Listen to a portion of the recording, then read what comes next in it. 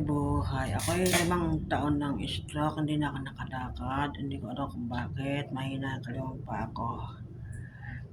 Ito, kaya ito, nagpagawa ako ng upuang may gulong para may magawa pa ako sa buhay ko. Makalabas sa bahay, maghalaman.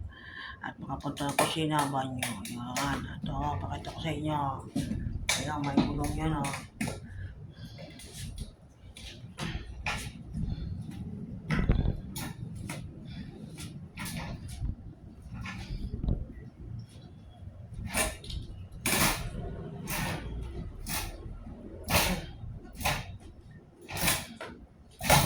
Parang uod. Wala tayong magagawa, tanggapin ang katotohanan ng ating nangyayari sa buhay.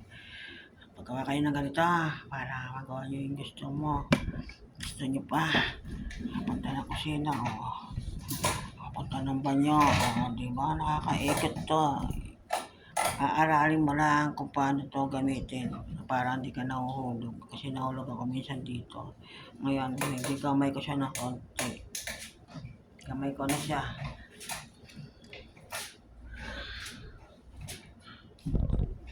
Diba?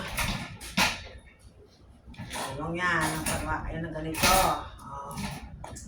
Pwede nyo ito dalhin sa labas para makapasyal.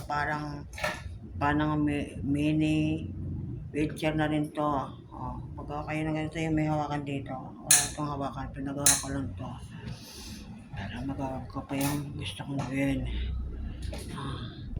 Pwede ko pa umikot to.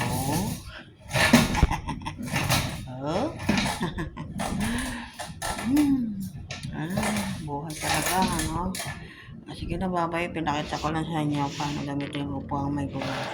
Yung mga hindi na makalakad. Pagawa kayo ng ganito. Wala na tayong ibang choice kundi magpagawa ng ganito. Babay na.